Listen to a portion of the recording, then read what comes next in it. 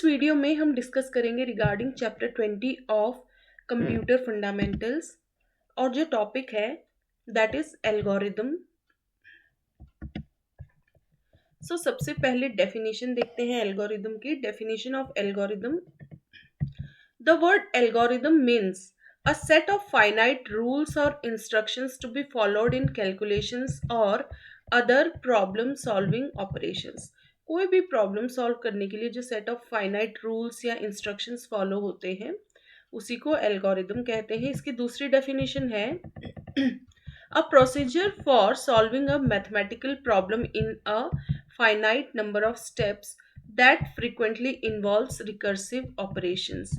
ये भी वही है कि कोई मैथमेटिकल प्रॉब्लम है, उसको सॉल्व करने का प्रोसीजर उसको किसी फाइनाइट नंबर ऑफ स्टेप्स में मेंशन कर देना और इसमें कुछ रिकर्सिव ऑपरेशंस भी इन्वॉल्व कर सकते हैं। मतलब कुछ रिकर्सिव ऑपरेशंस मतलब जो रिपीटिटिव ऑपरेशंस हैं तो वो भी इस एल्गोरिदम में हम मेंशन कर सकते हैं। Now therefore algorithm refers to a sequence of finite steps to solve a particular problem। Finite मतलब डेफिनेटली वो इनफाइनाइट थोड़ी चलती जाएंगी, मतलब कुछ नंबर ऑफ स्टेप्स होंगी और उसकी प्रॉपर सीक्वेंस होंगी। उन स्टेप्स वो स्टेप बाय स्टेप उसका सॉल्यूशन प्रोवाइड होगा किसी प्रॉब्लम का। नाउ देखिए इस तरीके से एल्गोरिदम क्या है, कोई इनपुट दिया फिर कोई आउटपुट निकलेगा, तो एक्चुअली ये जो प्रोसीजर है एल्गोरिदम वो सारे स्टेप्स इंक्लूड करेगा जिसकी मदद से इस इनपुट को इस आउटपुट में कन्वर्ट किया जा सके। So set of rules to obtain the expected output from the given input. Now an algorithm is a well-defined sequential computational technique that accepts a value or a collection of values as input and produces the output needed to solve a problem। कुछ input दिया जाता है और desired output मिलता है, but उसके लिए जो लॉजिक होगा वो स्टेप्स पूरे इंक्लूड होंगे एल्गोरिदम में। Or we can say that an algorithm is said to be accurate if and only if it stops with the proper output for each input instance। जो भी पर्टिकुलर इनपुट देंगे तो जो भी respective output चाहिए हमें वही मिलना चाहिए, उससे हटके नहीं। दैट मीन्स वो लॉजिक फिट होना चाहिए उस एल्गोरिदम में। एल्गोरिदम की ज़रूरत क्यों पड़ती है? Algorithms are use to solve problems और automate task in a systematic and efficient manner. Systematic और एफिशिएंट मैनर में किसी टास्क को सॉल्व करने के लिए, किसी टास्क को रिप्रेजेंट करने के लिए तो एल्गोरिदम की ज़रूरत पड़ती है। ये क्या होते हैं algorithm? They are a set of instructions और rules that guide the computer और software in performing a particular task और solving a problem. Step by step एक गाइडेंस सा मिल जाता है किसी प्रॉब्लम को सॉल्व करने का। So there are several reasons why we use algorithms. बहुत रीजंस है, जैसे एफिशिएंसी बढ़ती है, कंसिस्टेंसी, स्केलेबिलिटी मतलब उसको और प्रोग्राम को या प्रॉब्लम और कॉम्प्लेक्स हो गई तो उसको भी बस नई कुछ स्टेप्स ऐड कर दो तो स्केलेबल हो जाता है वो। ऑटोमेशन, ऑटोमेटिक कुछ रिपीटिटिव टास्क हो जाते हैं। स्टैंडर्डाइजेशंस, इनको स्टैंडर्डाइज किया जा सकता है। तो एफिशिएंसी में क्या है, algorithms can perform task quickly and accurately making them an essential tool for task that required lot of calculations और डाटा प्रोसेसिंग। कंसिस्टेंसी का मतलब algorithms are repeatable and produce consistent results every time they are executed। मतलब ऐसा नहीं कि कुछ और different result आ जाएगा, कोई ऐसी एरर की वो नहीं रहता। जो जैसा लॉजिक फिट कर दिया तो एक डिजायर्ड इनपुट पे पर्टिकुलर आउटपुट ही मिलेगा। This is important when dealing with large amounts of data और कॉम्प्लेक्स प्रोसेसेस। स्केलेबिलिटी होता है, algorithms can be scaled up to handle large data sets और complex problems which makes them useful for applications that require processing large volumes of data. Automation, algorithms can automate repetitive task, automate हो जाते हैं इसमें, reducing the need for human intervention and freeing up time for other tasks। Repetitive task हो जाते हैं, human की ज़रूरत नहीं है कि वो रिपीटेटिव और बोरिंग टास्क बार बार ह्यूमन रिपीट करे। वो सब एल्गोरिदम की मदद से फिर उसको इम्प्लीमेंट कर दिया जाता है कोडिंग के रूप में। या फिर किसी भी और रूप में. Standardisation, algorithms can be standardised and shared among different teams or organizations, making it easier for people to collaborate and share knowledge. Overall, algorithms are an essential tool for solving problems in a variety of fields. इसका use बहुत सारी fields में होता है, जैसे computer science में, engineering में, data analysis की फील्ड में, फाइनेंस और भी बहुत सारी फील्ड्स में. अब यूज ऑफ द एल्गोरिदम देखते हैं. So, algorithms play a crucial role in various fields and have many applications. Some of the key areas where algorithms used include computer science हो गया, देन मैथमेटिक्स है, operations research है, artificial intelligence है, data science है. ये तो few examples हैं. और भी बहुत एप्लीकेशंस है. और एल्गोरिदम्स का जो यूज़ है ना, वो कंटिन्यूअसली एक्सपेंड ही कर रहा है एज, क्योंकि नई नई टेक्नोलॉजी आ रही है, नई नई फील्ड्स एमर्ज हो रही हैं. तो एल्गोरिदम जो है एक वाइटल कंपोनेंट बन गया है मॉडर्न सोसाइटी का. देखिए, सो कंप्यूटर साइंस की फील्ड की बात करें तो algorithms form the basis of computer programming. Computer programming में सबसे पहले एल्गोरिदम ही रहता है, उसको फिर इम्प्लीमेंट किया जाता है कोडिंग के रूप में. And are use to solve problems ranging from simple sorting की प्रॉब्लम्स हुई, या कुछ कॉम्प्लेक्स टास्क हुए एआई से रिलेटेड या मशीन लर्निंग से रिलेटेड, तो सब में एल्गोरिदम्स का यूज़ होता है. मैथमेटिक्स में मैथमेटिकल प्रॉब्लम्स को सॉल्व करने के लिए, जैसे कोई optimal solution to a system of linear equations and finding the shortest path in a graph, इन सब के लिए. ये तो कुछ एग्जाम्पल है, और भी बहुत सारी जगह एल्गोरिदम्स का यूज़ होता है. ऑपरेशंस रिसर्च में ऑप्टिमाइजेशन के लिए ज़रूरत पड़ती है, डिसीजन मेकिंग के लिए, such as transportation, logistics and resource allocation. AI की फील्ड में तो एल्गोरिदम तो फाउंडेशन है एआई और मशीन लर्निंग के. इंटेलिजेंट सिस्टम्स को डेवलप करने में इनका यूज़ होता है, that can perform task such as image recognition, NLP, natural language processing में, एंड डिसीजन मेकिंग में. डेटा साइंस में algorithms are used to analyze, process and extract insights from large amounts of data in fields such as marketing, finance, healthcare में बहुत सारे insights मिलते हैं, data analysis में help होती हैं. Now, these are just a few examples of many applications of algorithms. The use of algorithms is continually expanding as new technologies and fields emerge, making it a vital component of modern society. Algorithms simple भी हो सकते हैं, complex भी, depending on what you want to achieve. It can be understood by taking the example of cooking a new recipe. Suppose एक new recipe cook करनी है, तो उसको इसके लिए भी स्टेप बाय स्टेप प्रोसीजर लिख सकते हैं. जैसे to cook a new recipe, कुछ इंस्ट्रक्शंस रीड किए जाते हैं, तो और कुछ स्टेप्स होती हैं, and executes them one by one, उसको फॉलो करते जाओ गिवन सीक्वेंस में, फाइनली आपकी रेसिपी तैयार हो जाती है. वैसे ही एक प्रॉब्लम भी सॉल्व हो जाती है एल्गोरिदम की मदद से. द रिजल्ट दस obtained is the new dish that is cooked perfectly. Every time you use your phone, computer, laptop or calculator, you are using algorithm. सब में step by step he procedure follow हो रहा है किसी भी चीज़ के लिए. Similarly, algorithms help to do a task in programming to get the expected output. जैसे इंस्ट्रक्शंस को फॉलो करके एक नई रेसिपी कुक हो गई, वैसे ही कोई भी प्रोग्रामिंग प्रॉब्लम सॉल्व हो जाती है यदि एल्गोरिदम उस इंस्ट्रक्शंस का ही काम कर रहे होते हैं. स्टेप बाय स्टेप उसको फॉलो करते जाओ, तो जो प्रॉब्लम है वो सॉल्व हो जाएगी, और उसको फिर प्रोग्रामिंग के रूप में इम्प्लीमेंट किया जा सकता है. The algorithm designed are language independent. ये किसी लैंग्वेज पे नहीं डिपेंड हो रही है, तो जस्ट इंस्ट्रक्शंस है ना.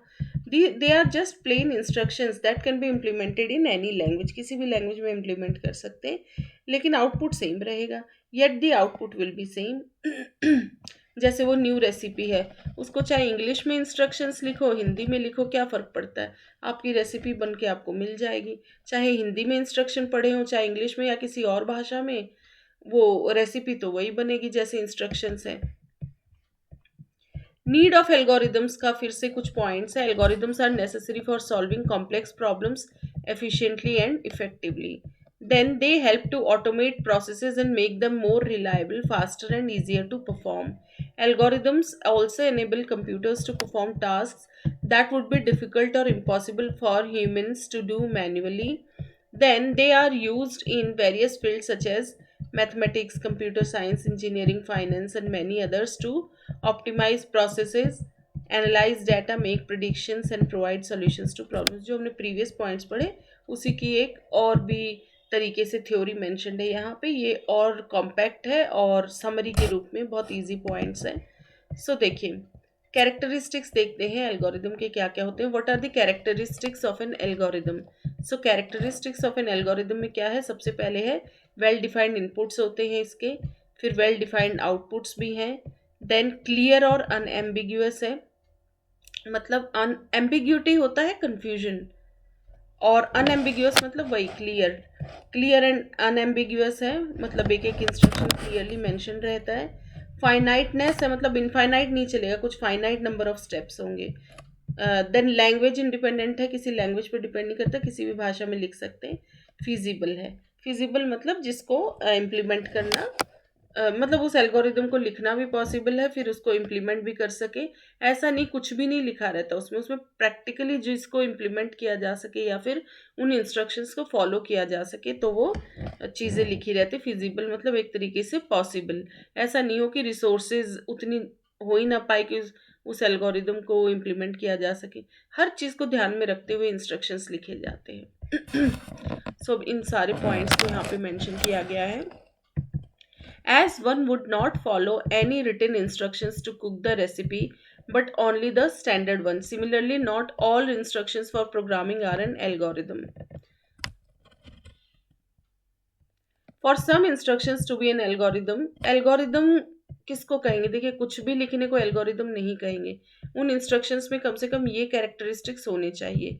Clear and unambiguous. The algorithm should be unambiguous. Each of its steps should be clear in all aspects and must lead to only one meaning. Well-defined inputs होने चाहिए. If an algorithm says to take inputs, it should be well-defined inputs. It may or may not take input. और input ले भी सकता है वो algorithm, नहीं भी, बट यदि डिफाइंड है इनपुट्स तो वेल डिफाइंड होने चाहिए. वेल डिफाइंड आउटपुट्स मतलब the algorithm must clearly define कि क्या आउटपुट ये देगा, वो क्लियरली मेंशन होना चाहिए. It should be well defined as well. It should produced, एक आउटपुट तो आना चाहिए, क्योंकि कोई आउटपुट ही नहीं आ रहा तो दैट मीन्स फिर क्या फ़ायदा, कोई रिजल्ट ही नहीं जनरेट होगा. फाइनाइटनेस मतलब the algorithm must be finite, that is it should terminate after a finite time. कभी तो ख़त्म हो वो, अब कुछ फाइनाइट टाइम, ऐसा नहीं कि इन्फिनिटी में चलता ही रहे, वो स्टेप्स चलती ही रहे. फिजिबल मतलब the algorithm must B simple, generic and practical, जिसको प्रैक्टिकली इम्प्लीमेंट करना पॉसिबल हो, सच that it can be executed with the available resources. जो भी रिसोर्सेज है, कॉस्ट या बाकी रिसोर्सेज, उनके अंदर होना चाहिए. ये नहीं कि इतना कोई महंगे इंस्ट्रक्शंस लिख दिए, मतलब उनको इम्प्लीमेंट करने में काफ़ी कॉस्ट जा रही है, पॉसिबल ही ना हो उतना. बहुत मतलब रिसोर्सेज को ध्यान में रखते हुए वो इंस्ट्रक्शंस में लिखा रहता है. It must not contain some future technology और एनीथिंग. जो करेंटली अवेलेबल टेक्नोलॉजी उन्हीं का यूज़ करके वो फॉलो होना चाहिए. लैंग्वेज इंडिपेंडेंट है. The algorithm design must be language independent, that is, it must be just plain instructions that can be implemented in any language and yet the output will be the same as expected. Input. Input क्या है? The algorithm has 0 or more inputs. Input ज़रूरी नहीं है, हो भी सकते हैं और नहीं भी. Each that contains a fundamental operator must accept 0 और मोर इनपुट्स. आउटपुट में कंडीशन है कि एटलीस्ट एक आउटपुट तो आना चाहिए. Every instruction that contains a fundamental operator must accept 0 और मोर इनपुट्स. इन्हीं पॉइंट्स को थोड़ा सा, जो प्रीवियस पॉइंट्स है ना, इन्हीं को थोड़ा सा कुछ पॉइंट्स को डिटेल में लिखा गया है यहाँ. डेफिनाइटनेस मतलब all instructions in an algorithm must be unambiguous, precise and easy to interpret. By referring to any of the instructions in an algorithm, one can clearly understand what is to be done. उन instructions को पढ़ के पूरा समझ में आ जानी चाहिए कि करना क्या है. Every fundamental operator in instruction must be defined without any ambiguity. Ambiguity मतलब confusion होता है एक तरीके से, जो clarity ना होना. तो without any confusion वो मतलब विद क्लैरिटी के साथ उसको मेंशन किया जाता है. An algorithm must terminate after a finite number of steps in all test cases. मतलब कोई भी कंडीशन हो, फाइनाइट नंबर ऑफ स्टेप्स में एग्जीक्यूट हो जाना चाहिए. एवरी इंस्ट्रक्शन विच कंटेन मतलब टर्मिनेट हो जाना चाहिए. Every instruction which contains a fundamental operator must be terminated within a finite amount of time. Infinite loops या recursive functions without base conditions do not possess इनफाइनाइटनेस. Effective होना चाहिए वो algorithm, effectiveness. N algorithm must be developed by using very basic, simple and feasible operations so that one can trace it out by using just paper and pencil से वो algorithm. पता चला वो algorithm ही इतना महंगा हो कि वो लिखे ही जा रहे, पता चला फिजिबल रिसोर्सेज में, प्लस उसको इम्प्लीमेंट करना भी इजी रहे. यही है प्रॉपर्टीज ऑफ एल्गोरिदम भी देख लेते हैं. तो it should terminate after finite time, फिर it should produce at least one in output, then it should take zero or more input. It should be deterministic, means giving the same output for the same input case.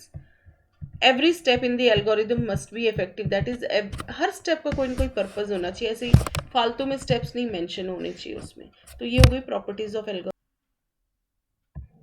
अब देखते हैं types of algorithms. So there are several types of algorithms available. Some important algorithms are, जैसे brute force algorithm है. So it is the simplest approach to a problem. A brute force algorithm is the first approach that comes to finding when we see a problem. ये बहुत ही important एक algorithm है. Recursive algorithm होता है जहाँ पे जो रिकर्सन बेस्ड प्रॉब्लम्स है तो वहाँ पे इसका यूज़ होता है. एक जैसे रिपीटेटिव स्टेप्स होते हैं ना कि जैसे एक फंक्शन खुद को ही कॉल कर रहा है बार बार. A recursive algorithm is based on recursion. In this case, a problem is broken into several subparts and called the same function again and again. Backtracking algorithms होते हैं. The backtracking algorithm builds the solution by searching among all possible solutions. जो भी possible solutions हैं उनमें से solution find out किया जाता है इसमें. Using this algorithm, we keep on building the solution following criteria. Whenever a solution fails, यदि कोई solution fail भी हो गया तो हम वापस से जहाँ fail हुआ था उस point से फिर किसी दूसरे solution पे work करेंगे. We trace back to the failure point, build on the next solution and continue this process till we find the solution or all possible solutions are looked after. जितनी भी possibilities है उन सबको देखा जाता है और जो भी suit कर जाएगी या उस सॉल्यूशन में फिट हो जाएगी उस वाली सॉल्यूशन को ले लिया जाता है. सो ये हो गया backtracking algorithm. Then searching algorithm है. Searching algorithms are the ones that are used for searching elements और groups of elements from a particular data structure. कुछ ग्रुप ऑफ एलिमेंट्स को सर्च करना या किसी पर्टिकुलर एलिमेंट को search करना तो ये सर्चिंग एल्गोरिदम का यूज होगा. They can be of different types based on their approach और the data structure in which the element should be found. जैसे सॉर्टिंग सर्चिंग होता है इन डाटा स्ट्रक्चर तो इन्हीं एल्गोरिदम्स का यूज होता है. सॉर्टिंग एल्गोरिदम में मतलब किसी प्रॉपर ऑर्डर में एलिमेंट्स को अरेंज करना है तो वहाँ पे सॉर्टिंग एल्गोरिदम्स यूज होंगे. डिसेंडिंग असेंडिंग ऑर्डर में. Now sorting is arranging a group of data in a particular manner according to the requirement. The algorithms which help in performing this function are called sorting algorithms. जो sorting में help करते जो algorithms उनको sorting algorithms कहते हैं. Generally sorting algorithms are used to sort groups of data in an increasing और decreasing manner. Then hashing algorithm होते हैं.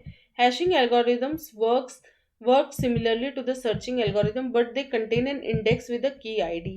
In hashing a key is assigned to a specific data.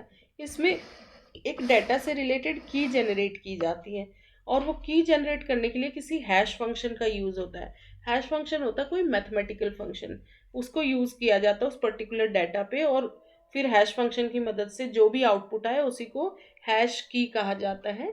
तो hashing algorithms में इसका use होता है. Hash function को use किया जाता है डाटा के ऊपर और फिर जो एलिमेंट आ रही है उसको हैश आईडी कहा जाता है. तो आईडीज जनरेट होती है कॉरस्पॉन्डिंग टू स्पेसिफिक डाटा. उसी को की भी कहते हैं या हैश की कहते हैं. देन है divide and conquer algorithm. Divide and conquer में यही है कि पहले डिवाइड कर दो फिर उन छोटे छोटे पार्ट्स को सॉल्व करो फिर वापस से उन सबको कंबाइन कर दो. So divide and conquer algorithm. This algorithm breaks a problem into सब प्रॉब्लम सॉल्व. फिर उन सिंगल सब प्रॉब्लम को सॉल्व किया जाता है. सॉल्व अ सिंगल सब प्रॉब्लम और बाकी फिर सबके सॉल्यूशन को मर्ज कर दिया जाता है. And merges the solutions to get the final solution. It consist of the following 3 steps. Three steps क्या क्या है, डिवाइड एंड कॉन्कर है ना, तो पहले डिवाइड कर लो, फिर उन इंडिविजुअल प्रॉब्लम्स को सॉल्व करो, सब प्रॉब्लम्स को, फिर फाइनली सबके सॉल्यूशन को कंबाइन कर लो. देन है greedy algorithm. In this type of algorithm the solution is built part by part solution built होता है. The solution for the next part is built based on the immediate benefit of the next part. कुछ ऐसा built होता है कि next part को benefit मिले उस सॉल्यूशन से, उसका यूज करके फिर वो जो नेक्स्ट पार्ट है उसको भी हेल्प मिले प्रॉब्लम को सॉल्व करने में. The one solution that gives the most benefit will be chosen as the solution for the next part. Next part के लिए उस सॉल्यूशन को लिया जाता है प्रीवियस वाले पार्ट का, जो सॉल्यूशन सबसे ज़्यादा बेनिफिट देगा नेक्स्ट पार्ट में. तो मोस्ट बेनिफिट वाले केस पे ना, इसीलिए इसका नाम भी ग्रीडी एल्गोरिदम पड़ गया. Now dynamic programming algorithm. This algorithm uses the concept of using the already found solution to avoid repetitive calculation of the same part of the problem. It divides the problem into smaller overlapping subproblems and solves them. Now randomised algorithm है. Randomised algorithm में क्या हो रहा है, एक random number का use होता है इमीडिएट बेनिफिट को फाइंड करने के लिए. We use a random number so it gives immediate benefit. The random number helps in deciding the expected outcome. So ये रैंडम नंबर हेल्प करता है एक्सपेक्टेड आउटकम को डिसाइड करने में. सो एडवांटेजेस एंड डिसएडवांटेजेस देख लेते हैं एल्गोरिदम्स की. एडवांटेजेस क्या होगा, पहला स्टेप है it is easy to understand, क्योंकि स्टेप बाय स्टेप है पूरा. An algorithm is a step wise representation of a solution to a given problem. तो स्टेप्स को फॉलो करना इजी रहता है. In an algorithm the problem is broken down into smaller pieces और steps. Hence it is easier for the programmer to convert it into an actual program. फिर उन steps को proper जो है कोडिंग के फॉर्म में इम्प्लीमेंट किया जाता है, तो प्रोग्रामर को ईजी रहता है कि उसको उन एक्चुअल में एक कोडिंग का रूप देना, प्रोग्राम में कन्वर्ट करना उसको. डिसएडवांटेजेस क्या होते हैं, writing an algorithm takes a long time so it is time consuming. Time consuming तो है कि हर स्टेप्स को क्लियरली लिखना होता है और बहुत सारे स्टेप्स भी होते हैं. Understanding complex logic through algorithms can be very difficult. बहुत कॉम्प्लेक्स लॉजिक है तो इवन एल्गोरिदम के थ्रू भी इसको समझना डिफिकल्ट हो जाता है. Branching and looping statements are difficult to show in algorithms. Branching और लूपिंग स्टेटमेंट्स जो होते हैं वो थोड़े से डिफिकल्ट होते हैं एल्गोरिदम्स के केस में, मतलब उनको शो करना. सो ये हो गए advantages and disadvantages of algorithm. फिर एक एल्गोरिदम डिज़ाइन कैसे करें, how to design an algorithm. To write an algorithm the following things are needed as a prerequisite. पहले तो हम देखेंगे कि प्रॉब्लम क्या है. सबसे पहले तो प्रॉब्लम का पता रहना चाहिए. The problem that is to be solve by this algorithm, that is problem clearly defined होनी चाहिए. हमें आखिर करना क्या है, प्रॉब्लम क्या है हमारी, तभी तो सॉल्व करेंगे. तो क्लियर प्रॉब्लम डेफिनेशन होनी चाहिए. नेक्स्ट है कंस्ट्रेंट्स, क्या क्या चेक्स लगाने उस प्रॉब्लम पे. द कंस्ट्रेंट्स, जो लिमिटेशंस है उस प्रॉब्लम को सॉल्व करने में. The constraints of the problem must be considered while solving the problem. उन कंस्ट्रेंट्स को ध्यान में रखते हुए प्रॉब्लम को सॉल्व करना है. इनपुट का पता रहना चाहिए, क्या इनपुट देना है. The input to be taken to solve the problem. फिर आउटपुट क्या आना चाहिए. The output is to be expected when the problem is solved. Then solution क्या चाहिए. The solution to this problem is within the given constraints. वो जो constraints है ना, वो लिमिटेशंस, उनको ध्यान में रखते हुए सॉल्यूशन प्रोवाइड करना हमको. वो कंस्ट्रेंट्स रिसोर्सेज के भी हो सकते हैं, मनी के भी हो सकते हैं, किसी भी चीज़ के हो सकते हैं. Then the algorithm is written with the help of the above parameter such that it solves the problem. इन सबको ध्यान में रखते हुए फिर एल्गोरिदम को लिखा जाता है ताकि वो प्रॉब्लम को सॉल्व कर सके. Then the algorithm is written with the help of the above parameters such that it solves the problem. Example है, consider the example to add 3 numbers and print the sum. Suppose एक normal सा एक example है कि 3 numbers को add करना है और उसका सम निकालना है. तो एक जो कॉमन लॉजिक होगा उसको स्टेप बाय स्टेप हम कैसे लिखेंगे एल्गोरिदम के फॉर्म में. तो सबसे पहले है fulfilling the pre requisites.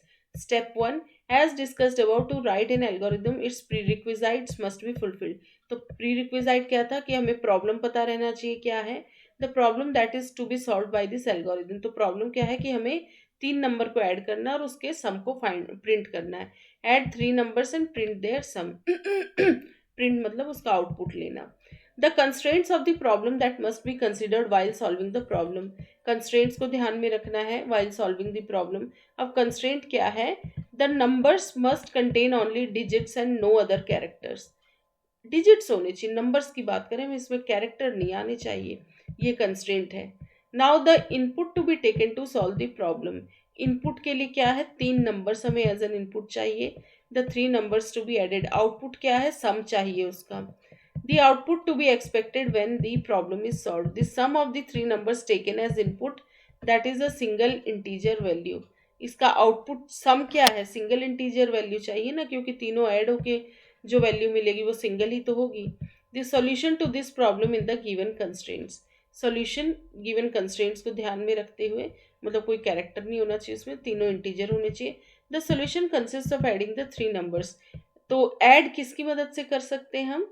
It can be done with the help of plus operator या बिटवाइज ऑपरेटर का मेथड कोई भी हो, हमें सम चाहिए।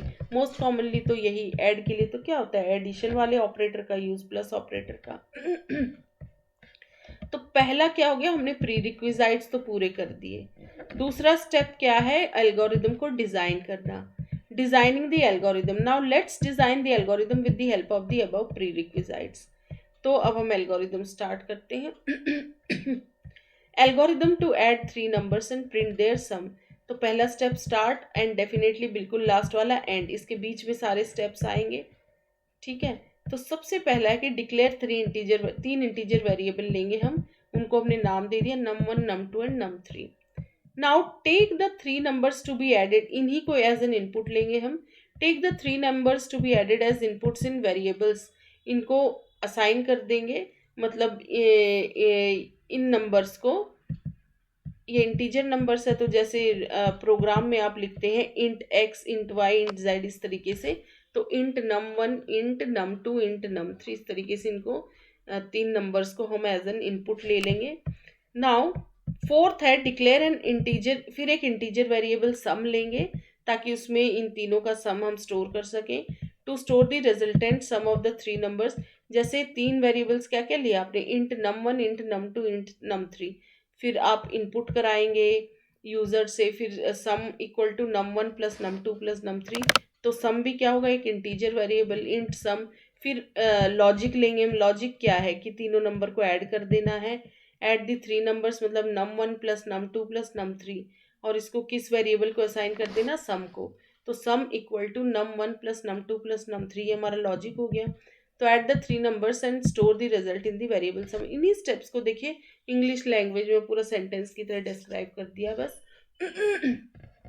जितना छोटा लिख सके और जितना क्लियर लिख सके सेंटेंस, वैसा होना चाहिए। ये नहीं कि बिल्कुल निबंध सा लिख दिया, मतलब पूरा लिखे ही जा रहे paragraph. Now print the value of the variable sum. अब इस वेरिएबल सम की वैल्यू को प्रिंट कर देना, ये हमारा आउटपुट हो गया। And then finally and.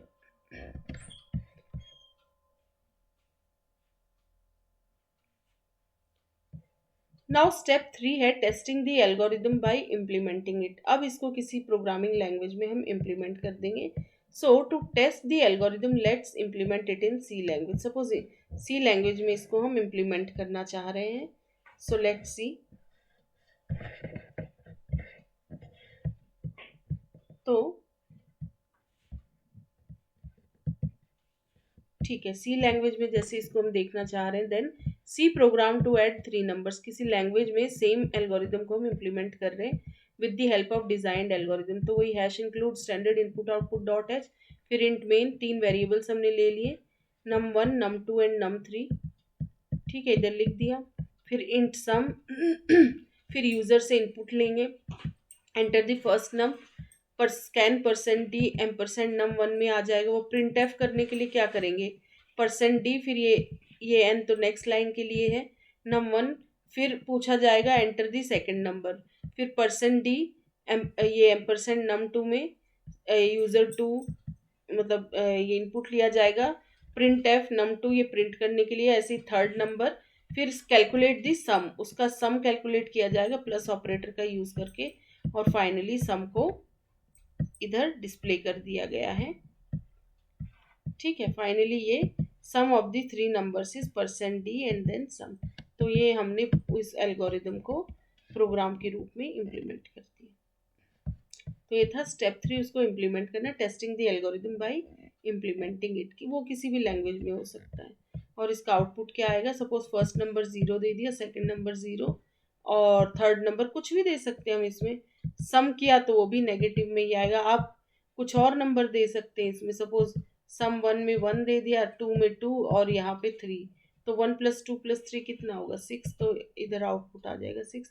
ये तो यूजर पे डिपेंड करता है कि वो क्या इनपुट देगा। Now here is the step by step algorithm of the code. तो फर्स्ट क्या है, declare 3 variables num1 num2 and num3 to store the 3 numbers to be added. Then declare a variable sum to store the sum of the 3 numbers. फिर है, इन्हीं चीज़ों को और भी क्लैरिटी के साथ स्टेप बाय स्टेप लिखा गया है। Use the cout statement. देखिए ये तो सारे जो प्रीवियस जो थे वो तो वैसे स्टेप्स हो गए, अब फाइनली जो एल्गोरिदम लिखेंगे वो इस तरीके से होगा। हर एक स्टेप को क्लियरली लिखना पड़ेगा। Use the cout statement to, मतलब इस सी लैंग्वेज का मतलब कोड का भी पूरा लिखने से पहले ये स्टेप्स होंगे। Use the cout statement to prompt the user to enter the first number. Then cin statement से यूजर नंबर देगा। Use the cin statement to read the first number and store it in num1। Then use the cout statement to prompt the user to, फिर ऐसे ही second number C इन, फिर second number को num2 में store कर देंगे। Then सी out statement लेंगे third number के लिए, फिर उसको num3 में स्टोर कर देंगे। फिर प्लस ऑपरेटर का यूज करके सम कैलकुलेट होगा 3 नंबर्स का और फिर उसको सम वेरिएबल में स्टोर कर दिया जाएगा। फिर फाइनली उसको प्रिंट कराना मतलब डिस्प्ले कराना है तो सी आउट स्टेटमेंट का यूज करेंगे to print the sum of the 3 numbers. The main function returns 0 which indicates the successful execution of the program. तो ये हो गए स्टेप्स हमारे। तो ऐसे ही कोई भी प्रॉब्लम होगी उसको एज एन एल्गोरिदम लिख देना है। नाउ टाइम कॉम्प्लेक्सिटी इसकी क्या कहलाएगी, order of 1 and auxiliary space order of 1। ये अभी बहुत डिटेल में नहीं जानना आपको, जस्ट फॉर अंडरस्टैंडिंग समझ लीजिए। हर एक एल्गोरिदम की कुछ टाइम कॉम्प्लेक्सिटी, स्पेस कॉम्प्लेक्सिटी ये सब होती है। तो इस एल्गोरिदम की टाइम कॉम्प्लेक्सिटी ऑर्डर ऑफ 1 है। इसको ओ ऑर्डर ऑफ कहा जाता है, ऑर्डर ऑफ 1 बिग O1 भी कह सकते हैं आप। ऑक्सिलरी स्पेस O1 है। One problem many solutions. Problem एक होगी लेकिन सॉल्यूशन बहुत होंगे। कैसे, the solution to an algorithm can be और can not be more than 1। It means that while implementing the algorithm there can be more than one method। methods अलग implement हो सकते हैं। For example in the above problem of adding, 3 number add करने, तो output वो आपको सम ही चाहिए, ठीक है, कुछ और नहीं चाहिए। लेकिन तरीके बहुत हो सकते हैं। प्लस ऑपरेटर का यूज़ हो सकता है, बिटवाइज ऑपरेटर्स का या कुछ और ऑपरेटर्स का, कैसे भी करके सम को कैलकुलेट करने के बहुत तरीके होते हैं, बट मोस्ट कॉमनली यूज तो यही है, प्लस ऑपरेटर वाला। Addition operator. फिर एक एल्गोरिदम को हम एनालाइज कैसे करते हैं कि वो कैसा अच्छा एल्गोरिदम है कि नहीं, एफिशिएंट है कि नहीं। For a standard algorithm to be good it must be efficient, hence the efficiency of an algorithm must be checked and maintain. ये 2 स्टेजेस में मेंटेन की जाती है, एक तो प्रायरी एनालिसिस होती है और एक पोस्टीरियर एनालिसिस। प्रायरी का मतलब बिफोर, पहले एनालाइज कर लिया जाता है इसको। Hence priori analysis means checking of the algorithm before it's implementation. ये इम्प्लीमेंट होने से पहले जो चेकिंग होती है एल्गोरिदम की उसको प्रायरी एनालिसिस कहते हैं। In this the algorithm is checked when it is written in the form of theoretical steps. जब उसको स्टेप्स के फॉर्म में लिख रहे होते तभी चेक किया जाता है कि ये कैसा है algorithm. The efficiency of an algorithm is measured by assuming that all other factors, for example processor speed are constant। कुछ चीज़ों को constant माना जाता है, बाकी चीज़ों पे efficiency देखी जाती है and have no effect on the implementation। This is done usually by the जो algorithm designer होता है वही analyze करता है इन algorithms को। This analysis is independent of the type of hardware and language of the compiler। कैसा hardware रहेगा या कैसा कंपाइलर यूज होगा कोडिंग के टाइम या उस एल्गोरिदम को इम्प्लीमेंट करते टाइम, इस एनालिसिस में उसको ध्यान में नहीं रखा जाता है। It gives the approximate answers for the complexity of the program. एक अप्रॉक्सीमेट आंसर मिलता है कि प्रोग्राम कॉम्प्लेक्स है यानी उसके बारे में कुछ आइडिया लग जाता है। पोस्टीरियर मतलब होता है एक्चुअल में इम्प्लीमेंटेशन के बाद। Posterior means after, hence posterior analysis means checking the algorithm after its implementation. In this, the algorithm is checked by implementing it in any programming language and executing it. Algorithm को implement किया जाता है किसी programming language की मदद से और उसको एग्जीक्यूट करने के बाद उसको चेक किया जाता है. This analysis helps to get the actual and real analysis report about correctness. For every possible inputs it shows or returns correct output or not. मतलब कितना टाइम लगा रहा है या करेक्ट आउटपुट आ भी रहा है या नहीं, एक्चुअली में इम्प्लीमेंट करके देखा जाता है सबको. स्पेस कितना कंज्यूम हो रहा है, टाइम कितना कंज्यूम हो रहा है, space required, time consumed etcetera. That is it is dependent on the language of the compiler and type of hardware use. क्या लैंग्वेज यूज हो रही है कंपाइलर के द्वारा या फिर क्या हार्डवेयर यूज हो रहा, सबको ध्यान में रखते हुए पोस्टीरियर एनालिसिस होता है. तो दो टाइप से एक एल्गोरिदम को एनालाइज किया जाता है, दो स्टेजेस में, priori analysis and posterior analysis. Now algorithm की कॉम्प्लेक्सिटी क्या होती है और उसको हम फाइंड आउट कैसे करते हैं. So an algorithm is defined as complex based on the, इसमें दो चीज़ों को ध्यान में रखा जाता है, स्पेस और टाइम को. उस बेसिस पे कहा जाता है कि एल्गोरिदम कॉम्प्लेक्स है या नहीं. So it is based on the amount of space and time it consumes. Hence, the complexity of an algorithm refers to the measure of the time that it will need to execute and get the expected output. मतलब कितने time में वो, पता चला बहुत time ले रहा तो वो एफिशिएंट एल्गोरिदम थोड़ी होगा. टाइम भी देखा जाएगा कि कितने कम टाइम में वो कितना एक्यूरेट रिजल्ट दे रहा है. और ये भी नहीं होना चाहिए कि वो पूरी मेमोरी ले लिया, सारा स्पेस, सारी रिसोर्सेज ले ली. तो स्पेस भी देखा जाता है, स्पेस और टाइम दोनों को ध्यान में रख के बताया जाता है कि एल्गोरिदम कॉम्प्लेक्स है यानी या कितना एफिशिएंट है. And this space it will need to store all the, उस एल्गोरिदम को जो भी इनपुट डाटा है या टेम्परेरी डाटा या आउटपुट जनरेट होगा, उन सब के लिए वो अनलिमिटेड स्पेस नहीं चाहिए. ऐसा कुछ होना चाहिए कि वो रिसोर्सेज का सही यूज़ करे, स्पेस का सही यूज़ करे. Hence these two factors define the efficiency of an algorithm. तो इसी को स्पेस कॉम्प्लेक्सिटी कहा जाता है and second is time complexity. So दो फैक्टर्स जिस पे एल्गोरिदम कॉम्प्लेक्सिटी बेस्ड है वो टाइम एंड स्पेस के फैक्टर्स हैं. The two factors of algorithm complexity are time factor and space factor. Time factor क्या होता है? Time is measured by counting the number of key operation such as comparisons in the sorting algorithm. Number of key operations देख लिए जाते हैं, उसमें कितना time लगेगा तो यू कुछ कैलकुलेट किया जाता है. उसका एक तरीका होता है, अभी देखेंगे आगे. स्पेस फैक्टर क्या होता है? Space is measured by counting the maximum memory space required by the algorithm to run or execute. Algorithm को रन या एग्जीक्यूट होने में कितना मेमोरी स्पेस लग सकता है, ठीक है, तो वो हो गया space factor. therefore the complexity of an algorithm can be divided into two types. पहला स्पेस कॉम्प्लेक्सिटी है. the space complexity of an algorithm refers to the amount of memory required by the algorithm to store the variables and get the results.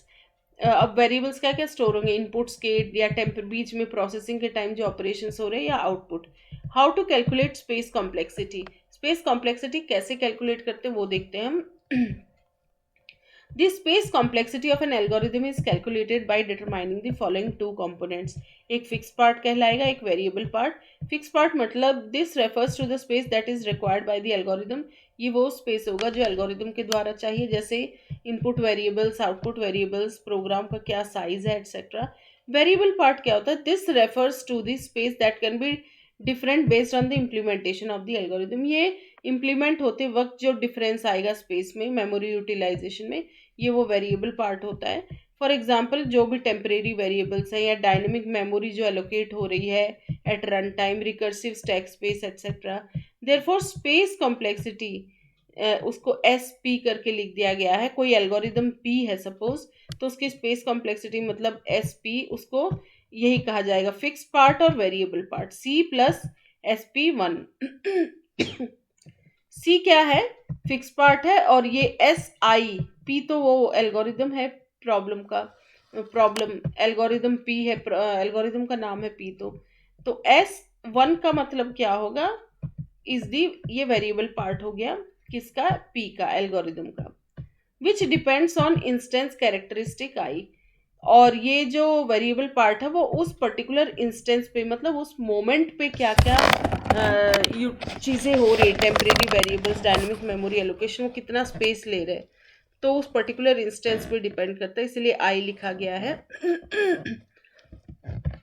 Now एक example लेते हैं, consider the below algorithm for linear search के का एक example लेते हैं। तो step 1 है, suppose start get n elements of the array, एक एरे है उसमें n एलिमेंट्स है, और लीनियर सर्च मतलब एक सीरीज में सर्च करेंगे हम, and the number to be searched in x, इस एरे में हम एक नंबर सर्च करेंगे x। Start from left, array की लेफ्ट मोस्ट एलिमेंट से शुरुआत करेंगे and one by one x को कंपेयर करेंगे ईच एलिमेंट ऑफ एरे के साथ। स्टेप 4 होगा, x जैसे ही मैच कर जाएगी एलिमेंट से तो प्रिंट ट्रू, और x यदि मैच नहीं की किसी एलिमेंट से, मतलब उस पर्टिकुलर एलिमेंट से, तो फॉल्स आ जाएगा और वो नेक्स्ट एलिमेंट की तरफ जाएगा। स्टेप 6 है and, here there are two variables, दो वेरिएबल्स है, एक तो एरे लिया है हमने और एक x जो एलिमेंट सर्च करेंगे, where the array variable part है क्योंकि कितने भी एलिमेंट्स हो सकते हैं, and x is the fixed part, hence x हमको फिक्स सर्च करना है, S P equal to 1 plus n, x fixed part है तो उसका 1 ले लिया, n एलिमेंट्स का वेरिएबल पार्ट है तो वो हमने n ले लिया।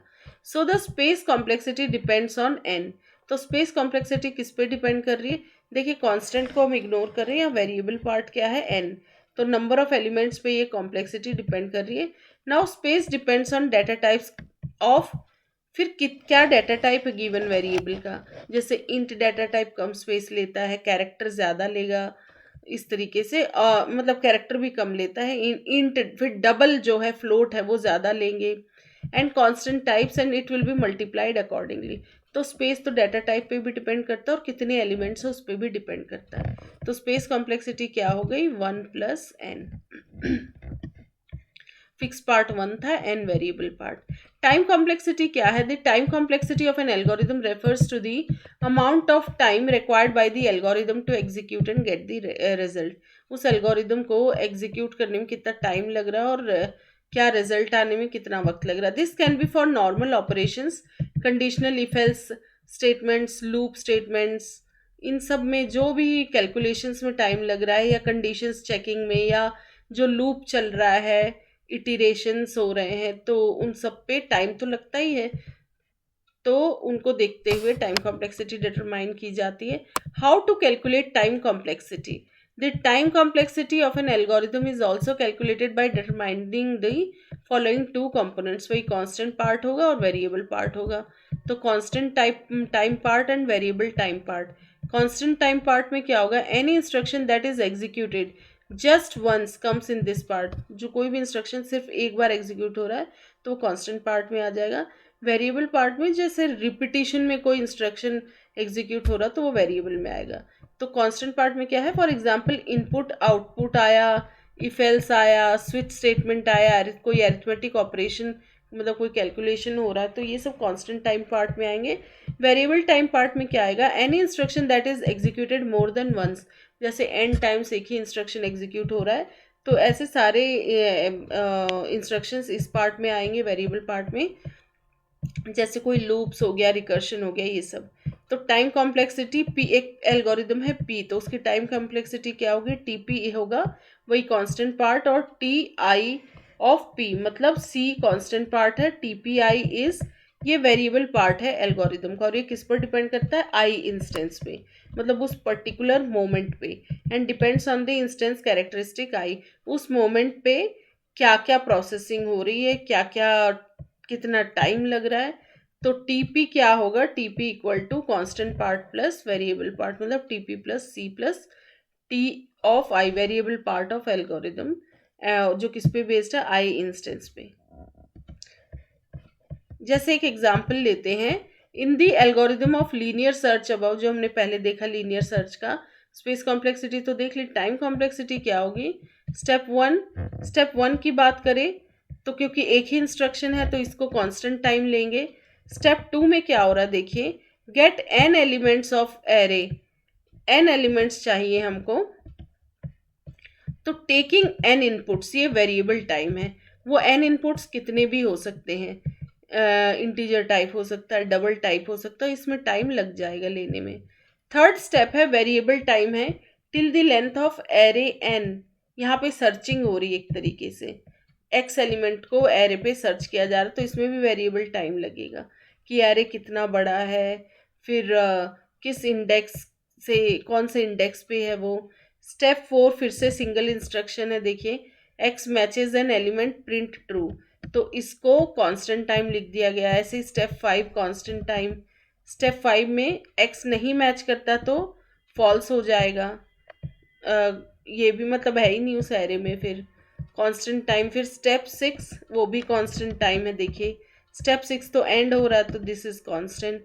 तो टीपी क्या होगा, मतलब time complexity of P algorithm क्या होगा, पहला स्टेप कांस्टेंट है तो उसके लिए 1, जो वेरिएबल है उसके लिए सेकंड स्टेप के लिए n, फिर वेरिएबल टाइम है n, और n बार ही एरे चल रहा है और n बार ही वो एलिमेंट भी एक एक एलिमेंट की तरफ जा रहा है, इसीलिए n लिख दिया, और एक एरे के एलिमेंट से लिख दिया और एक x जो बार बार एलिमेंट्स की तरफ n बार जा रहा है ना वो, इसीलिए ऐसे लिख दिया, और फिर कांस्टेंट टाइम 1। तो 1 + 1 2 + 3n, तो बेसिकली इस n पे हमारा ध्यान होना चाहिए, तो लीनियर ऑर्डर ही हो गया। This which can be said as, time complexity इसकी क्या है n, ये वेरिएबल वाला पार्ट देख लेंगे इसमें, तो टाइम कॉम्प्लेक्सिटी इज tn। अब एक एल्गोरिदम को एक्सप्रेस कैसे करते हैं, how to express an algorithm, तो किसी नेचुरल लैंग्वेज के फॉर्म में कर सकते हैं, उसको फ्लो चार्ट के फॉर्म में कर सकते हैं, या स्यूडो कोड, मतलब थोड़ा थोड़ा कोड लिख देते हैं। नाउ नेचुरल लैंग्वेज क्या होगा, here we express the algorithm in the natural English language. It is too hard to understand the algorithm from it. Natural algorithm मतलब natural English language में जैसे लिख दिया या किसी भी भाषा में, तो फिर भी स्टेप बाय स्टेप समझना थोड़ा कठिन ही रहेगा, लेकिन जैसे पिक्टोरियल रिप्रेजेंटेशन कर देंगे फ्लो चार्ट वगैरह तो उसमें इजी रहता है समझना। फ्लो चार्ट फिर है दूसरा तरीका एल्गोरिदम एक्सप्रेस करने का, है flow chart. Here we express the algorithm by making a graphical or pictorial representation of it. It is easier to understand than natural language. Proper एक भाषा में समझने से अच्छा एक पिक्टोरियल रिप्रेजेंटेशन दिखा दिया जाए तो और इजी रहता है। स्यूडो कोड क्या होता है, here we express the algorithm in the form of n notations and informative text written in plain English language which is very much similar to the, लगभग थोड़ा थोड़ा कोड यूज हो जाता है इसमें, तो लगभग कोडिंग से मिलता जुलता से ही कोड रहेगा ये, बट एज कोई सिंटेक्स बस वो लैंग्वेज का नहीं यूज हो रहा, बाकी कोडिंग के फॉर्म में ही यूज हो रहा है इसमें भी, but as it has no syntax like any of the programming languages it can't be, इसको कंपाइल या इंटरप्रेट नहीं किया जा सकता by the computer. It is the best way to express an algorithm because it can be understood by even a layman with some school level knowledge. इसको समझना, इस code को समझना इजी रहता है। कुछ इंपॉर्टेंट टाइप्स ऑफ एल्गोरिदम जो हमने देखे, कुछ और यहाँ पे मेंशन्ड है, sorting algorithms, searching algorithms and graph algorithms. Sorting algorithms में जैसे bubble sort, insertion sort, many more, बहुत बहुत बहुत सारे सॉर्ट्स में इनका यूज होता है। सॉर्टिंग मतलब डिसेंड, किसी पर्टिकुलर ऑर्डर में डाटा को सॉर्ट करना, अरेंज करना। These algorithms are use to sort the data in a particular format. फिर है सर्चिंग एल्गोरिदम्स, इसमें जैसे linear search, binary search etcetera. These algorithms are used in finding a value or record that the user demands. Graph algorithms में it is used to find solutions to problems like finding the shortest path between cities या real life problems like traveling salesman problem. Now sorting algorithms are algorithms that take a collection of elements and rearrange them in a specified order. Ascending या descending order में उन elements को arrange करना. There are many different sorting algorithms, each with its own strengths and weaknesses. कुछ sorting algorithms हैं, इनको बहुत detail में नहीं जानना है, बस नेम देख लीजिए और ये आप पढ़ सकते हैं। ये डाटा स्ट्रक्चर में डिटेल में सारी चीज़ें आप देखेंगे, बट यहाँ पे सिर्फ नेम जान लीजिए। बबल सॉर्ट है, इंसर्शन सॉर्ट है, selection sort, merge sort, quick sort.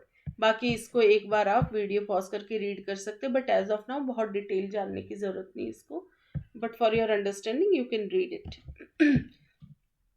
each of these ये डाटा स्ट्रक्चर में डिटेल में ये सारी चीज़ें पढ़ी जाएंगी। सो इस इस टॉपिक में यहाँ पे बहुत डिटेल में जानने की ज़रूरत नहीं, बट एक बार इसको रीड ज़रूर करना है. Each of these algorithms has different time and space complexities, making some more suitable for certain use cases than others. According to situation कौन सा एल्गोरिदम यूज करना वो इसमें से यूज किया जाता है, जो भी उस पर्टिकुलर सिचुएशन में रिक्वायर्ड होगा. सर्चिंग एल्गोरिदम्स जैसे सॉर्टिंग एल्गोरिदम से हैं, तो कुछ इंपॉर्टेंट सर्चिंग एल्गोरिदम्स की बात करें तो linear search, binary search, jump search, interpolation search and hash table search. इन सब की अपनी अपनी टाइम और स्पेस कॉम्प्लेक्सिटी अलग अलग होती है, और पर्टिकुलर सिचुएशन में जो भी एल्गोरिदम सूट करेगा उसको यूज कर लिया जाता है. नाउ ग्राफ एल्गोरिदम्स की बात करें तो they are the set of algorithms that are use to process, analyse and understand. कुछ ग्राफ डेटा स्ट्रक्चर्स को समझने में ये हेल्प करते हैं. ग्राफ्स मैथमेटिकल स्ट्रक्चर्स होते हैं use to model relationships between objects. Nodes होते हैं, एजेस होती हैं, उनको ग्राफ कहते हैं. Where the objects are represented as, objects को वर्टिसेस या नोड्स कह दिया, और उन ऑब्जेक्ट्स में जो रिलेशनशिप है उसको एजेस कह दिया जाता है. Graph algorithms are used in a variety of application such as, किस किस में यूज हो सकता है ग्राफ का, नेटवर्क एनालिसिस में यूज होता है, then in social network analysis, recommendation systems and in many other areas where understanding the relationships between objects is important. Some of the common graph algorithms include, कुछ important graph algorithms हैं जैसे कि shortest path algorithms, then minimum spanning tree algorithms, maximum flow algorithms, network flow algorithms and connectivity algorithms. ये बहुत ही important algorithms है, but ये बहुत डेप्थ में यही यहाँ नहीं जानने. ये बहुत सारे एल्गोरिदम डाटा स्ट्रक्चर में पढ़ेंगे, कुछ एल्गोरिदम्स नेटवर्किंग में भी आएंगे. तो शॉर्टेस्ट पाथ एल्गोरिदम्स हैं जैसे कुछ इंपॉर्टेंट नाम ले तो डिजकस्ट्राज एल्गोरिदम, बेलमैन फोर्ड या ए स्टार एल्गोरिदम है. मिनिमम स्पैनिंग ट्री एल्गोरिदम्स में Kruskal algorithm, Prim algorithm. Then maximum flow algorithms में Ford, Fulkerson and Edmond Karp algorithm. Network flow algorithms में bipartite matching. Then connectivity algorithms में depth first search, breadth first search, जिसको DFS BFS भी कहते हैं. ये सब डाटा स्ट्रक्चर में, नेटवर्किंग में, इन सब में हम देखेंगे डिटेल में. Now why do we use algorithms, हम एल्गोरिदम्स का यूज करते क्यों हैं. सो एक प्रॉब्लम है, जैसे कंसिडर टू किड्स, दो किड्स हैं Aman and Rohan, solving the, वो एक रूबिक्स क्यूब को सॉल्व कर रहे हैं. अमन को पता है कि कैसे सॉल्व करना है. Aman knows how to solve it in a definite number of steps. On the other hand Rohan knows that he will do it, but he is not aware of the procedure. Rohan को पता है मैं कर लूंगा, लेकिन उसे प्रॉपर स्टेप्स या procedure नहीं मालूम.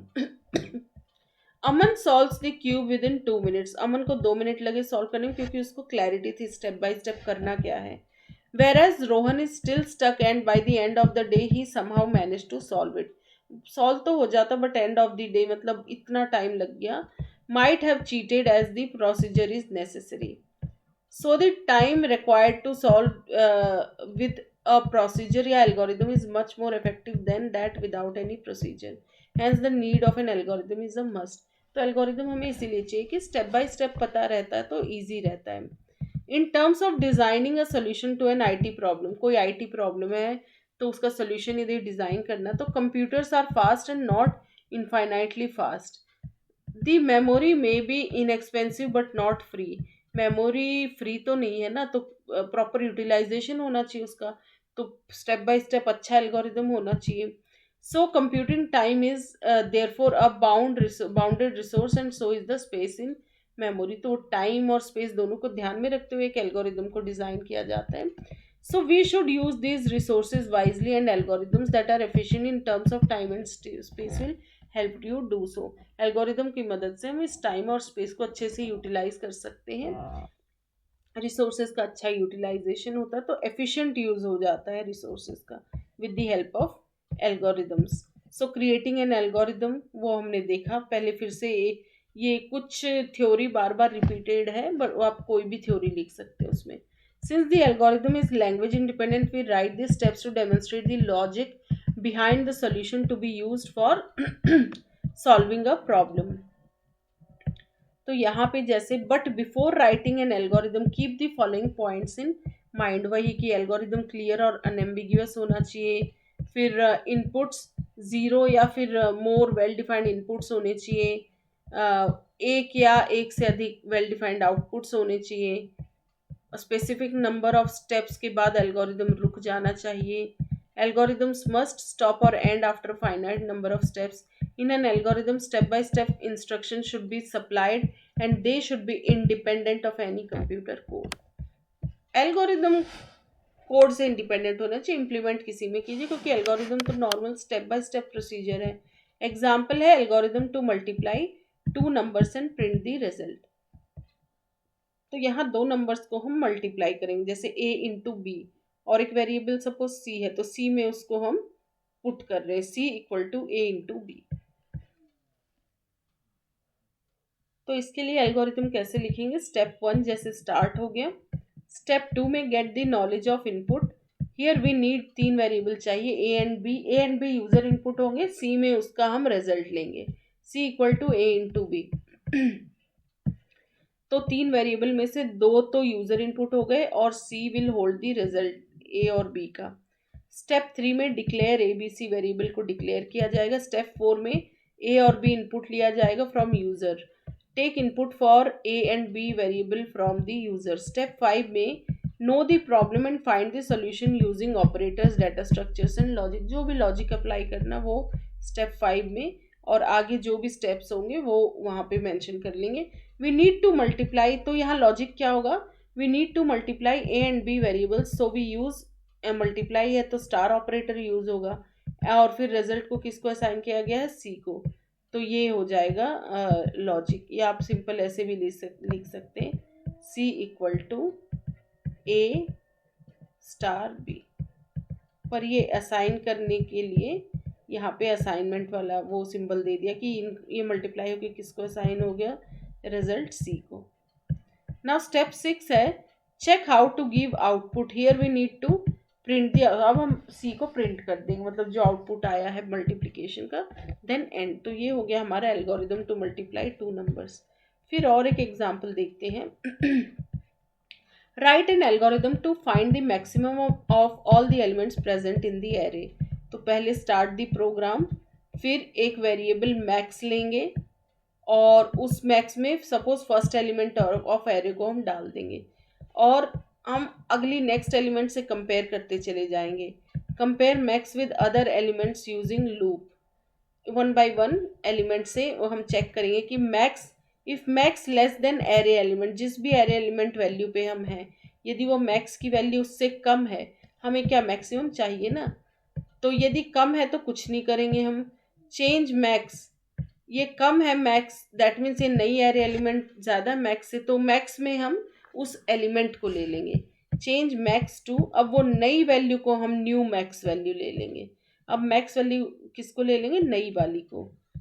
If no element is left, और पूरे कंपैरिजन के बाद यदि कोई एलिमेंट फिर लेफ्ट नहीं हुई, रिटर्न, और जो भी मैक्स में वैल्यू आएगी जो भी एलिमेंट की, तो वो फिर उसी वही आउटपुट रहेगा, रिटर्न और print max, otherwise go to step 3।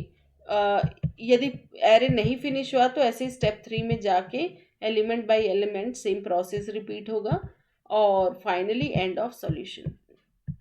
फिर और एक एग्जांपल लेते हैं, write an algorithm to find the average of 3 subjects.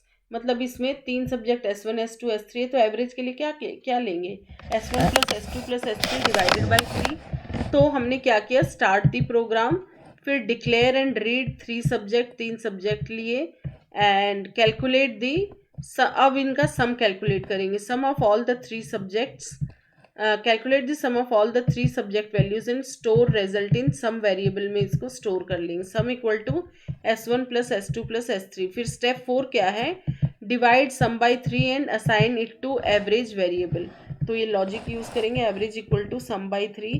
फिर स्टेप 5 है प्रिंट दी वैल्यू, फाइनली इस आउटपुट को प्रिंट कर देना एवरेज को, find the print the value of average of 3 subjects, then end of solution. ठीक है, तो ये हो गया हमारा algorithm to find the average of 3 numbers.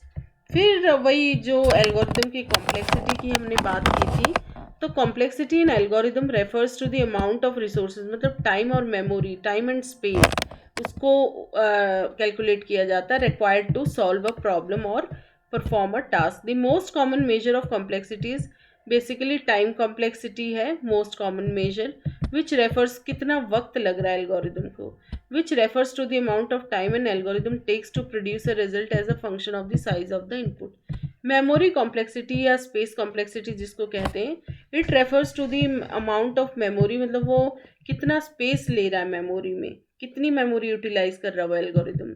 So memory complexity refers to the amount of memory used by an algorithm. Algorithm designers strive to develop algorithm developers की कोशिश रहती है कि lowest possible time में और lowest space utilization में, मतलब lowest least memory का यूज़ करते हुए और less time में वो implement होना चाहिए, तो वो algorithm को अच्छा माना जाता है. Algorithm designers strive to develop algorithms with the lowest possible time and memory complexities, since this makes them more efficient and scalable. इससे algorithm ज़्यादा efficient होता है और scalable, मतलब उसको आगे भी और भी प्रॉब्लम यदि हाई हो जाती है तो उसको हैंडल किया जा सकता है. The complexity of an algorithm is a function. ये एक फंक्शन होता है डिस्क्राइबिंग दी कि ये फंक्शन बताता है कि एल्गोरिदम कितना एफिशिएंट है in terms of amount of time the algorithm must possess. So usually there are natural, कुछ यूनिट्स का यूज होता है इसमें. Usually there are natural units for the domain and range of this function. An algorithm is analysed using, तो दो चीज़ें calculate होती है एल्गोरिदम की कॉम्प्लेक्सिटी में, एक होता है time complexity and second is space complexity. Writing an efficient algorithm help to consume the maximum amount of time for processing the logic. For algorithm A, it is judged on the basis of two parameters for an input of size n. तो time complexity में क्या क्या आ जाएगा हमारा, time taken by the algorithm to solve the problem. It is measured by calculating the loops में कितने iterations हो रहे हैं, कितने कंपैरिजंस हो रहे हैं. मेन लॉजिक पे ध्यान दिया जाता है इसमें कि उसमें कितना टाइम लग रहा है. It is measured by calculating the iteration of loops, number of comparisons etcetera. Then time complexity is a function describing the amount of time an algorithm takes in terms of the amount of time of input or to the algorithm. फिर time can mean the number of memory accesses performed, the number of जितने comparisons हुए, कुछ भी उस logic में कितना time लग रहा है. The number of times some inner loop is executed or some other natural unit related to the amount of real time the algorithm will take. Space complexity memory से related है. Space complexity means space taken by the algorithm to solve the problem. It includes space used by necessary input variables and any extra space excluding the space taken by inputs that is used by the algorithm. For example, hash table का suppose use हो रहा है. Hash table क्या होता है, kind of data structure. इसमें array की ज़रूरत पड़ती है to store values, तो एक्स्ट्रा स्पेस की ज़रूरत पड़ेगी. So this is an extra space occupied, hence will count towards the space complexity of the algorithm. इस एक्स्ट्रा स्पेस जो ऑक्यूपाई किया जा रहा है हैश टेबल के द्वारा, तो ये ऑक्सिलरी स्पेस कहलाता है. This extra space is known as auxiliary space. Space complexity is a function describing the amount of memory और space an algorithm takes in terms of the amount of input to the algorithm. Now, space complexity is sometimes ignored because the space used is minimal and or obvious, but sometimes it becomes an issue as the time complexity of the operations. इसमें क्या क्या है? The choice of data structure should be based on the time complexity of the, क्या data structure हमें use करना, तो वो time complexity मतलब कितना वक्त लगेगा उसमें, उस टाइम कॉम्प्लेक्सिटी को ध्यान में रखते हुए वो डाटा स्ट्रक्चर चूज करना हमें उस पर्टिकुलर प्रॉब्लम के लिए. Time complexity is defined in terms of how many times it takes to run an algorithm based on the length of the input. The time complexity of an algorithm is the amount of time it takes for each statement to complete. It is dependent on the size of the processed data. For example, if you need to perform searches frequently, तो you should use binary search tree. ये ज़्यादा efficient रहेगा. Now, space complexity of the operations में the choice of the data structure should be based on the space complexity of the operations that will be performed. The amount of memory used by the program to execute it is represented by its space complexity. Because a program requires memory to store input data and temporal values while running, the space complexity is auxiliary and input space. For example, if you need to store a lot of data, you should use an array. किसका use करना चाहिए हमको, array का, तो यहाँ efficient space utilization हो जाएगा. अब कॉम्प्लेक्सिटी के केसेस भी अलग अलग टाइप के होते हैं, तो बेसिकली देखते हैं क्या क्या है। Cases in complexities, there are two commonly studied cases of complexity in algorithms. Complexity best case complexity हो सकती है या worst case complexity. Best case complexity क्या होती है? The best case scenario for an algorithm is the scenario in which the algorithm performs the minimum amount of work, that is it takes the shortest amount of time, uses the least amount of memory। minimum amount of work होगा algorithm, मतलब minimum amount of work के लिए कितना वक्त लग रहा है, कितना टाइम और स्पेस ले रहा है ये। वर्स्ट केस कॉम्प्लेक्सिटी मतलब the worst case scenario for an algorithm is the scenario in which the algorithm, ये वर्स्ट केस मतलब मैक्सिमम अमाउंट ऑफ वर्क उसे कब लग रहा है, कि लॉन्गेस्ट अमाउंट ऑफ टाइम और सबसे ज़्यादा मेमोरी। तो इन दोनों को ध्यान में रखा जाता है। In analysing the complexity of an algorithm it is often more informative to study the worst case वाला। हमको ध्यान में रखना है कि यदि मैक्सिमम टाइम वो ले रहा तो कितना ले रहा, और मैक्सिमम स्पेस, हद से हद वो कितना स्पेस ले रहा है। As this gives a guaranteed, ये अपर बाउंड दे देता है परफॉर्मेंस का। it gives an a guaranteed upper bound on the performance of the algorithm। best case scenario analysis is sometimes performed but is generally less important। best case complexity थोड़ा less important है, ये lower bound कहलाता है, and it is often trivial to achieve। Main तो worst case से determine होगा कि एक algorithm कैसा है। नाउ एडवांटेजेस और डिसएडवांटेजेस वही पहले भी डिस्कस कर चुके, और एक बार थ्योरी देख लेते हैं। इजी टू अंडरस्टैंड है क्योंकि स्टेप बाय स्टेप रिप्रेजेंटेशन है, लैंग्वेज इंडिपेंडेंट है, डीबग या एरर फाइंडिंग पॉसिबल है, सब प्रॉब्लम्स में डिवाइड कर सकते हैं। डिसएडवांटेजेस में creating efficient algorithms is time consuming and requires good logical skills. ये टाइम कंज्यूमिंग है and it requires good logical skills. Then है nasty to show branching and looping in algorithms. Branching looping ना ये थोड़ा सा अच्छे से नहीं शो कर पाते हैं एल्गोरिदम में। सो इस चैप्टर में इतना ही। एक बार इसका ओवरव्यू ले लेते हैं कि हमने इस चैप्टर में क्या क्या पढ़ा। सो जस्ट एक समरी के तौर पे देखेंगे। सो chapter number 20 of computer fundamentals में हमने पढ़ा रिगार्डिंग एल्गोरिदम, क्या होता है एल्गोरिदम, देन एल्गोरिदम की क्या नीड है, नीड ऑफ द एल्गोरिदम्स, क्या यूज़ है एल्गोरिदम्स का डिफरेंट डिफरेंट फील्ड्स में। Then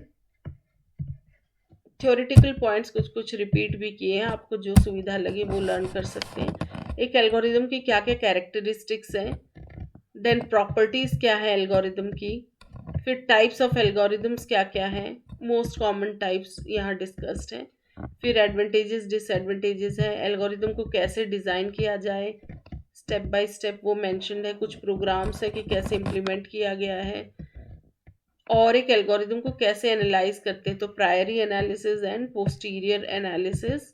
then there is algorithm की कॉम्प्लेक्सिटी क्या होती है और उसको कैसे फाइंड करते हैं हम, स्पेस कॉम्प्लेक्सिटी, टाइम कॉम्प्लेक्सिटी वो हमने देखा, डिफरेंट सॉर्टिंग सर्चिंग एल्गोरिदम्स, फिर why do we use algorithms, एक एल्गोरिदम को कैसे क्रिएट करना है, कुछ प्रोग्राम्स देखें, और इसकी टाइम और स्पेस कॉम्प्लेक्सिटी के बारे में हमने देखा।